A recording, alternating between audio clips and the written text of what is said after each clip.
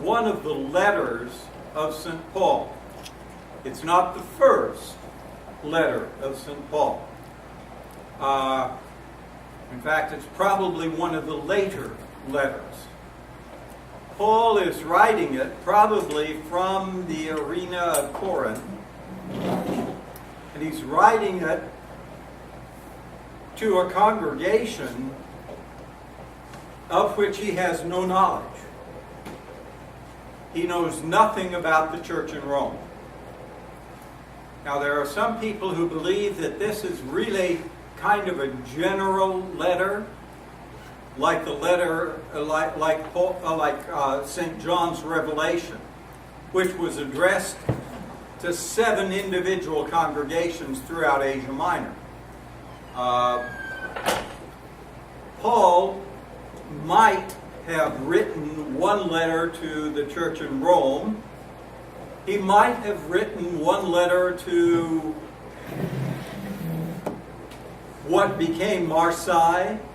Might have written the same letter and it was sent to Toledo in Spain. Might have written one to Tunisia.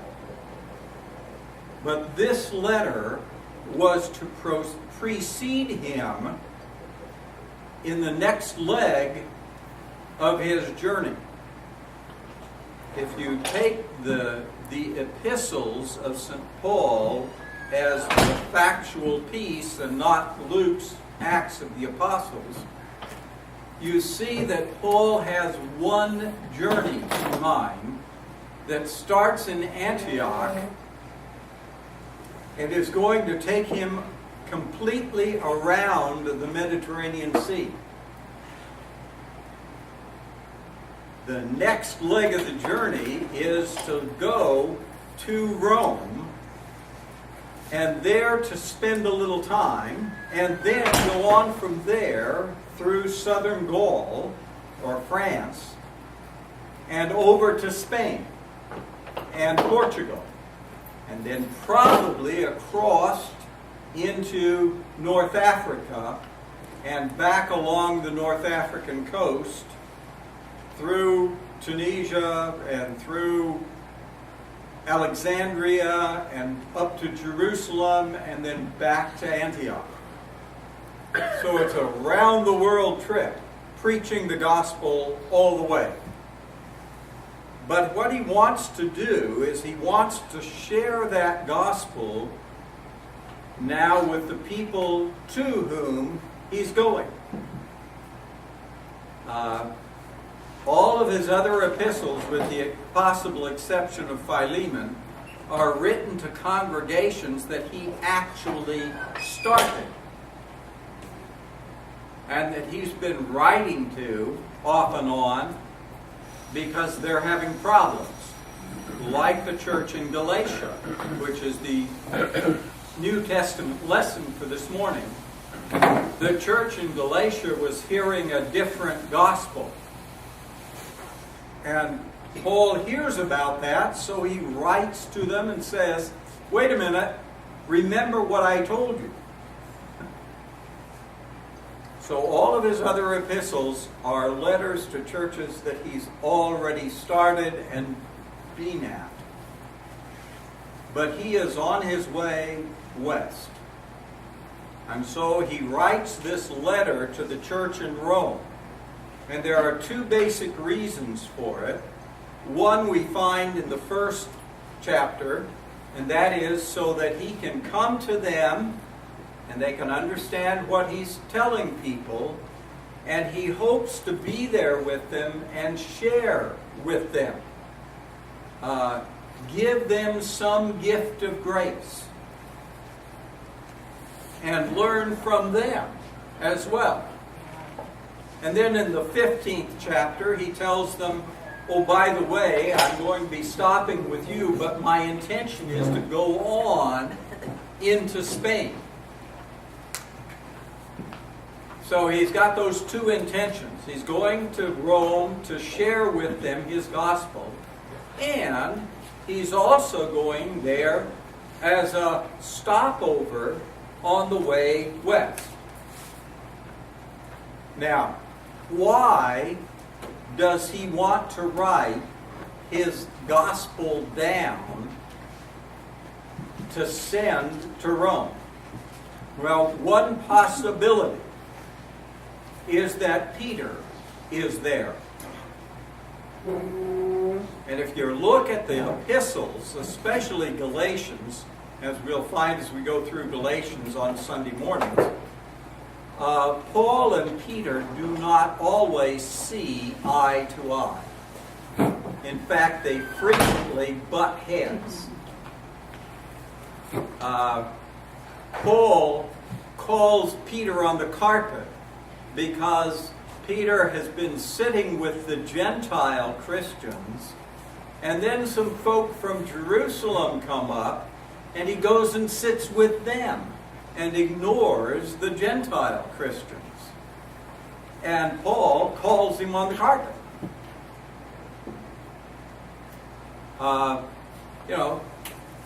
They don't always agree.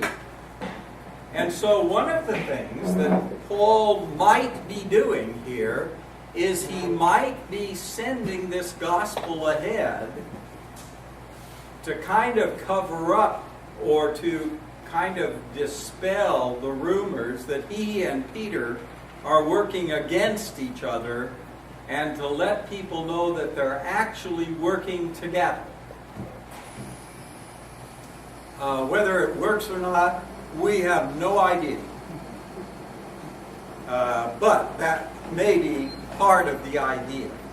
And so Paul writes down in the book of Romans the gospel which he preaches to the Gentiles as well as to the Jews.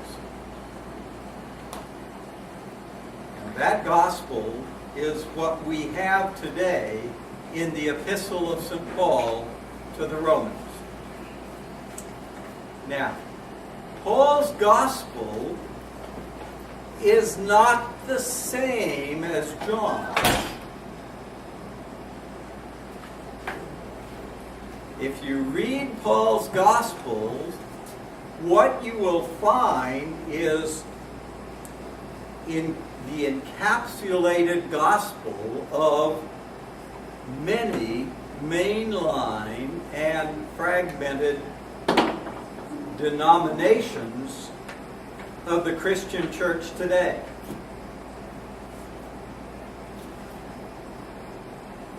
The church in Rome considers Paul's gospel to be very important to their teaching. The theology of Paul becomes primary in the Roman church. Now, rather oddly, it also becomes primary in the teaching of the Reformed churches, who had a problem with the church in Rome. Kind of odd.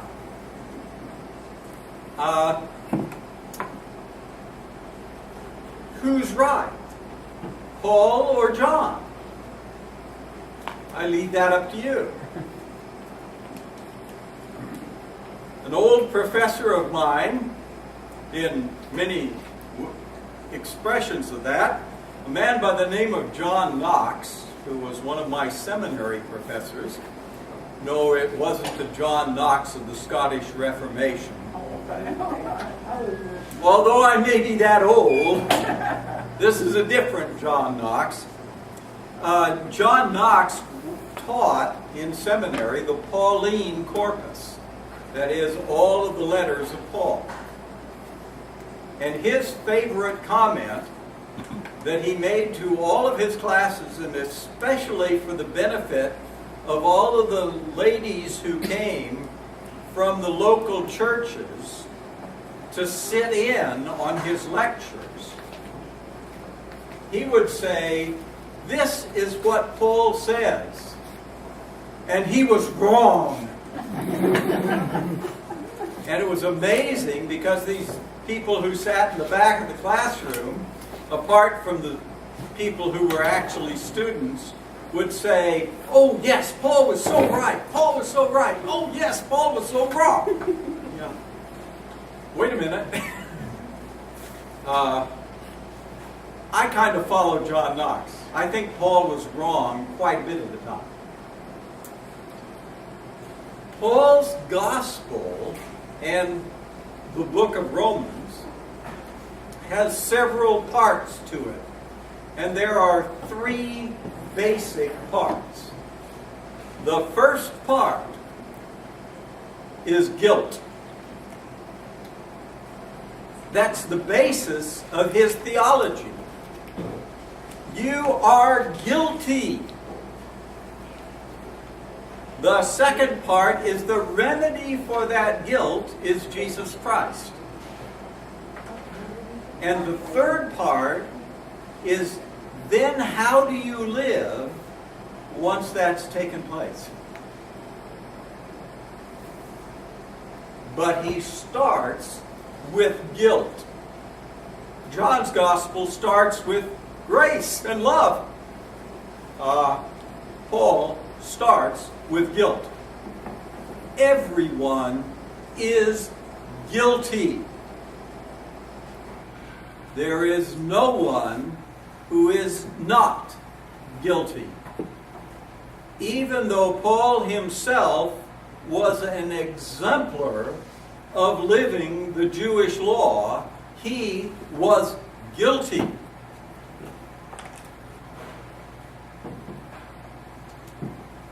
That guilt is the groundwork for Paul's gospel. Now, for Jews, it's quite likely to be understood that all those pagans are guilty. They're not following the law, therefore they're guilty. That guilt is clear.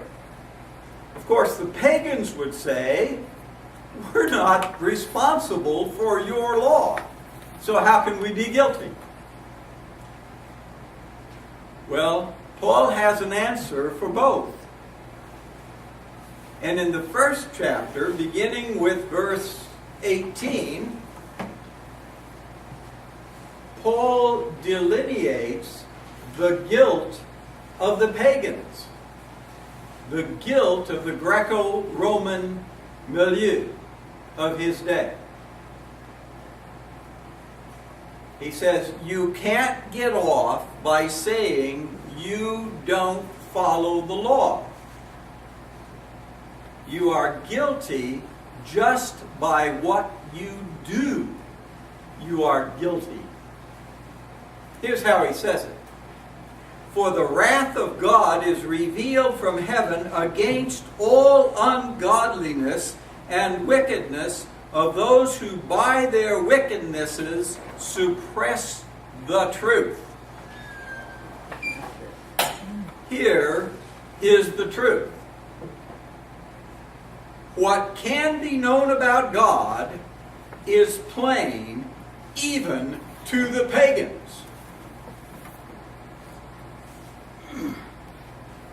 Because God has shown it to them. How has God shown the truth to pagans?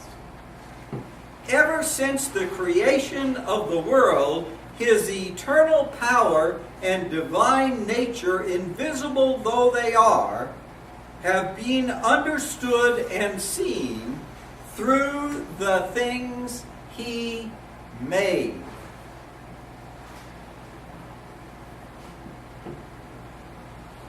God is the Creator. And everything that God has made portrays His reality as God.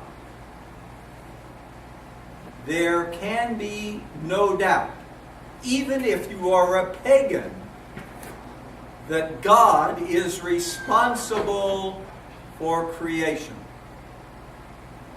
Therefore, when you deny that fact, you are guilty as charged. So they are without excuse, Paul says, for though they knew God as Creator, they did not honor him as God or give thanks to him, but they became futile in their thinking, and their senseless minds were darkened. Claiming to be wise, they became fools. They exchanged the glory of the immortal God for images resembling a mortal human being, or birds, or four-footed animals, or reptiles. In other words, instead of worshiping the Creator, they worshiped the created. And that is their guilt.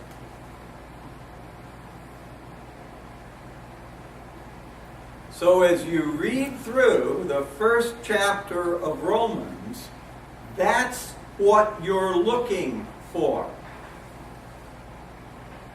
How do they worship the created instead of the Creator? Because it is in that worship that their guilt is found. Interesting. Because they chose to worship the created instead of the Creator, God gave them up to that worship.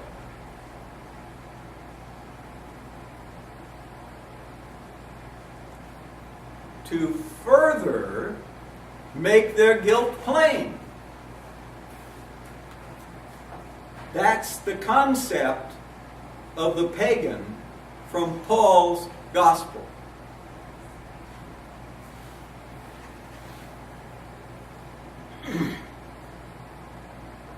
God gave them up in the lusts of their hearts, that is, their wish, their desire to worship the created instead of the Creator, to the degrading of their bodies among themselves, because they exchanged the truth about God for a lie and worshipped and served the created rather than the Creator.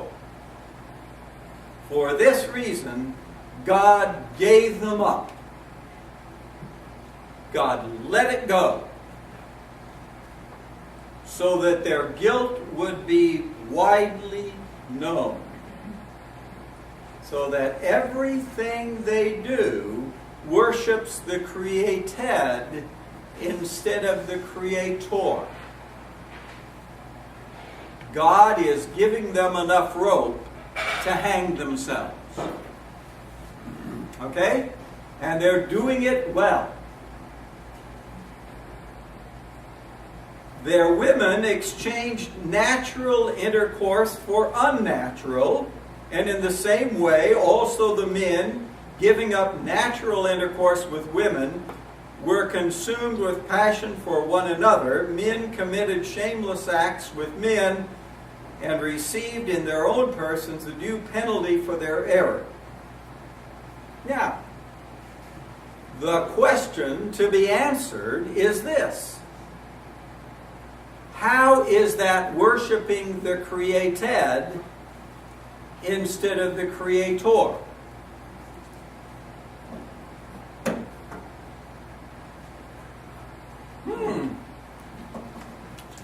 We are not talking here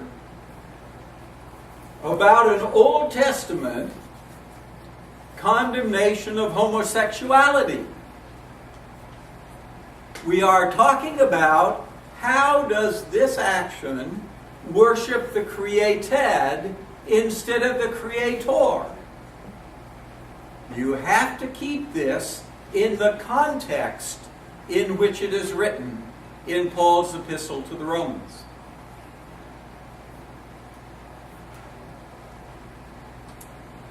Might be a hint that Paul would include fornication in this. So it is not just that men give up natural intercourse for intercourse with men, or that women go with women. It's also true that men go with women and women go with men, but not within the sanctity of marriage.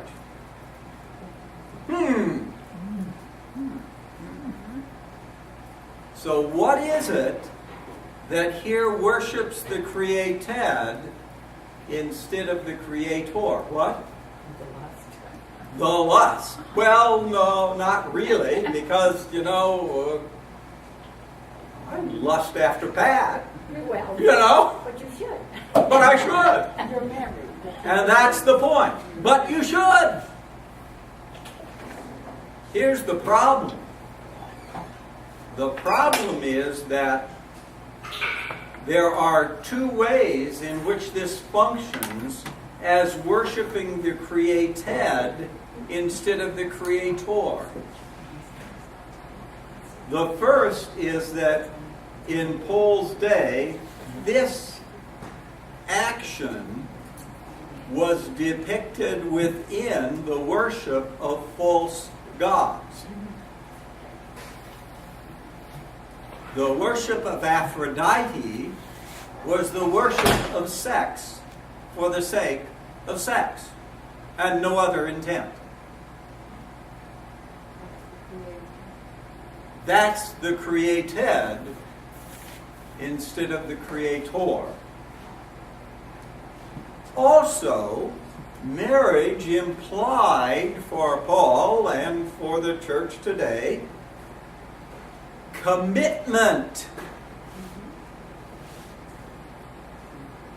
When the commitment to love and care for the other person is not there, then the worship of the created is taking place, and not the worship of the creator. But where the commitment and care and concern is present, then Paul likens that to the relationship between Christ and his church.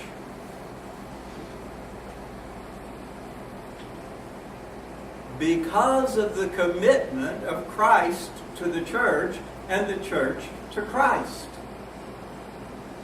So it is when you worship the creator instead of the created.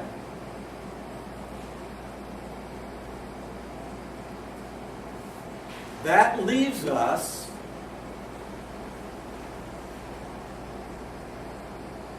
in the context of what Paul is writing in the first chapter of Romans, with the understanding that relationship and commitment becomes key, not sex.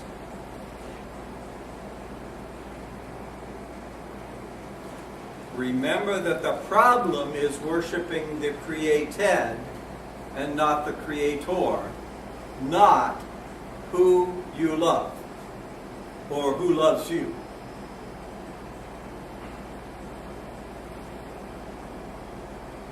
So as people go through and use this first chapter of Romans to condemn all homosexuality, they are missing Paul's point. They're missing it entirely.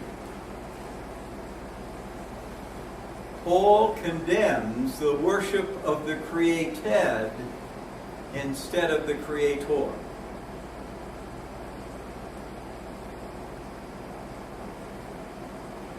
And since they did not see fit to acknowledge God, God gave them up to a debased mind and to things that should not be done, and they were filled with every kind of wickedness, evil, covetousness, malice, full of envy, murder, strife, deceit, craftiness.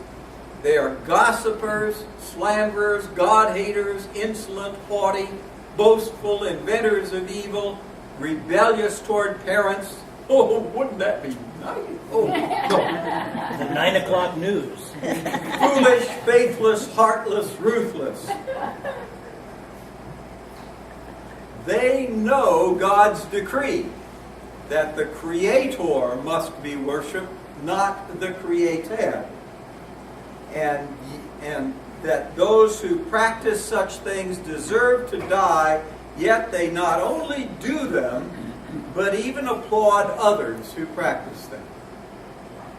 That whole list of things goes back to that same criteria of worshiping the created instead of the creator. If you are worshiping the creator, you do not covet anything. You covet things because you worship them, because they are more important to you than God. You kill people because they have what you want or what you don't have. You hate God because you prefer the things of the world. That entire list falls under that guilt of worshiping the created and not the creator.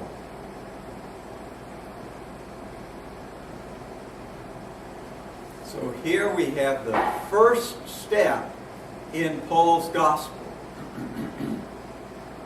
The Greco-Roman pagan world is found guilty of worshiping the created instead of the creator.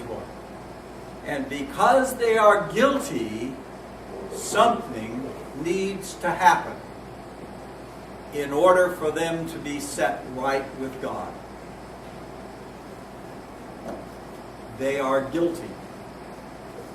Now, lest you think that Paul is prejudiced against the pagans, chapter 2 continues the conversation. But chapter 2 is about the guilt of the people of God. Those who depend upon the law for their salvation. They're guilty too. Indeed, the entire world is guilty.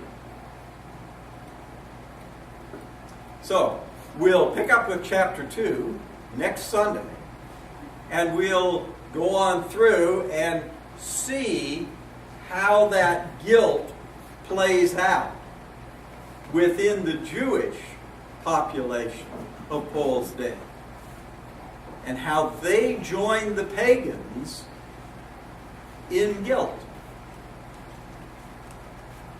Then we'll go on to, and the solution is,